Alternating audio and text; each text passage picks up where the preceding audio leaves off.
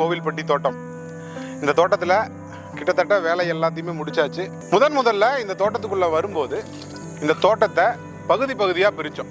அதாவது ஒரு 3 ஏக்கராக இருந்தாலும் சரி, 30 ஏக்கராக இருந்தாலும் சரி, 300 ஏக்கராக இருந்தாலும் சரி, அந்த தோட்டத்தை நீங்கள் வடிவமைக்கணும்னா முதல்ல ஒரு வரைபடத்தில் அந்த தோட்டத்தை நீங்கள் பகுதி பகுதியாக பிரிக்கணும்.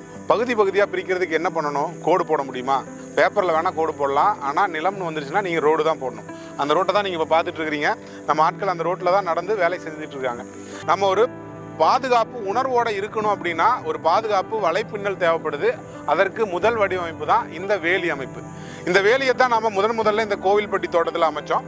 ஆனால் அதற்கு நீங்கள் சில காலம் காத்திருக்க வேண்டியது இருக்கும். அந்த காத்திருப்பு நேரத்தை பாதுகாப்பு உணர்வோடு இருந்து அந்த பண்ணையை வடிவமைச்சு அதை வளர்த்து கொண்டு வர்றதுக்கு ஒரு தங்குமிடம் அவசியம். அந்த வகையில் நம்ம கோவில்பட்டி தோட்டத்தில் நம்ம செய்து கொண்ட ஒரு வடிவமைப்பு தான் நீங்கள் பார்த்துட்டு இருக்கிற பிளாஸ்டிக் சீட்டை வைத்து அமைத்த இந்த பண்ணை குட்டை.